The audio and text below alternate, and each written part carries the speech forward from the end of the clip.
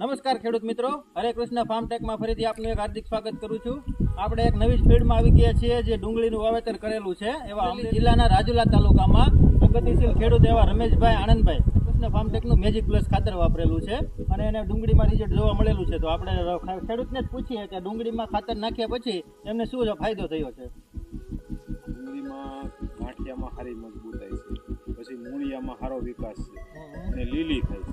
લીલી થઈ, હા, મૂળિયામાં સારો વિકાસ આપે છે. મૂળિયામાં વિકાસ સારો થયો, ડુંગળી લીલી થાય અને બીજું કે આપણે સારું દેખાણું તમને ખાતર નાખ્યા એમાં ને નથી દેખવું એમાં. હા, લીલાશ વધારે પકડે છે, લીલાશ વધારે આવે અને વાપર્યા જેવું છે ખાતર.